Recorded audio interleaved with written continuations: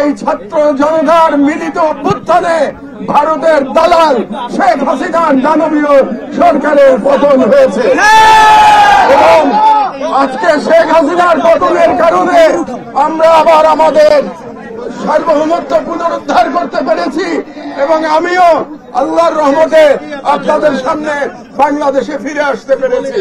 আমার মাথার উপরে আপনারা জানেন বিগত সরকার 100-এরও অধিক মামলা দিয়ে গেছে এবং আমার লয়ার এখন পর্যন্ত 107টি মামলা হিসাব আমাকে পাঠিয়েছে, আরো মামলা থাকতে পারে এবং সেই মামলার মধ্যে একটি উদ্ভট এবং বিচিত্র এক মামলায় আমাকে 7 বছর সাজাও শুনিয়েছে এই সরকার এবং সেই মামলায় আমাদের বর্ষিয়ান সম্পাদক শফিক রহমান সাহেবের সাথে আমাকে জড়িয়েছে।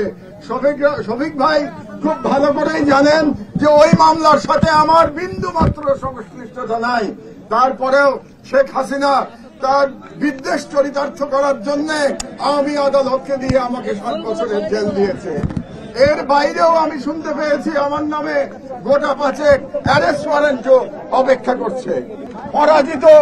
পরাজিত ফ্যাসিবাদ বিদেশে বসে তার বিদেশি বন্ধু, বিদেশি প্রভু, তার কোনো বিদেশি বন্ধু নাই, তার বিদেশি প্রভু এবং বাংলাদেশের এজেন্টদের দিয়ে বিপ্লবকে নস্যাৎ করার অপচেষ্টা চালাচ্ছে।